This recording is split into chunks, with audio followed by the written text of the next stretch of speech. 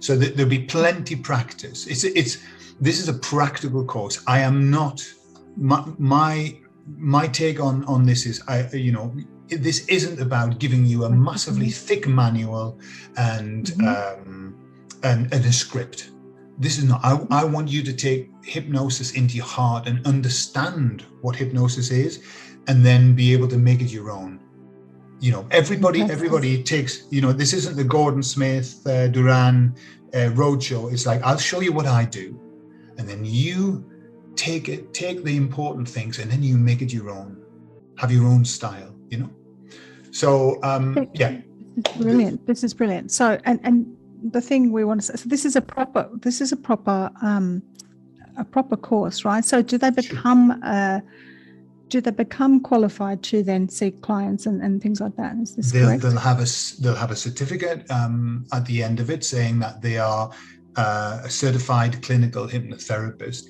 Or it's kind of, obviously it's in stages. You're going to get hypnosis at the beginning. You'll have a certificate, but then it's a question: what are you going to do with it? What are you going to do with it? Yeah, and that's why I'm adding the other courses. And then but there are more things, that you could learn other. Basically, for example, if you're a Reiki healer, then all you do is you do your Reiki with the person in hypnosis. And what happens is this: hypnosis is the most healing state that the body can be in. It heals 10 times faster than any other state, even sleep. So what happens is you put people into hypnosis and then do your healing modality, whatever that is, and it just multiplies it. An adjunct. So it's just it amplifies that thing. This is brilliant. Absolutely. Why is it that we do get so much healing from these certain states of mind, or why is that? What's going on there? Well, I suppose, if you think about it, the first 11 years of your life, when you are the most vibrant, when you are the most healthy, the most open, mind's like a sponge, you're in hypnosis. That's why your mind's like a sponge.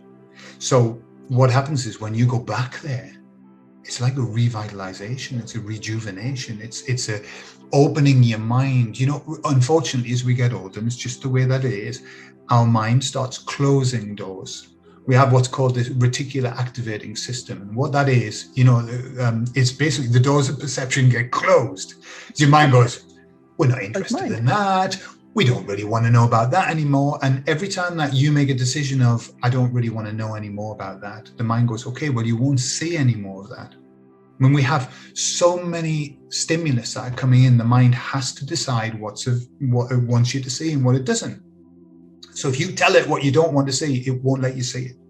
And this is why we're in a world where the people who've been trained in hypnosis, you can show them something and they say, I hear what you're saying, but I just can't see it. And they're not lying. It's because the mind has closed that off for them. Cognitive dissonance. Yeah, but it's just closed off. The mind said, that's not interesting to you, so you won't see it. I remember when I was going to start working abroad and I was offered a place in Sri Lanka, and I knew nothing about Sri Lanka, like nothing. Where is it? I have no idea. The following week, I saw a program on the TV about Sri Lanka. I saw an article in a magazine about Sri Lanka. I overheard a conversation about Sri Lanka. Why? Was it that the universe brought it to me?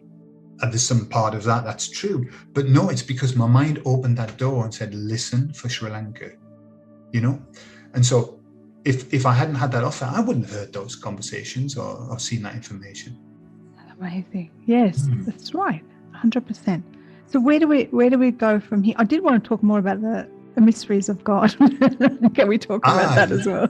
Yeah. And then we'll end on the course again, and we'll talk about the course again. Right. I want to talk about it. Yeah. All right. So the emissaries of God. So what happened to me was this: I was drawn to try ayahuasca.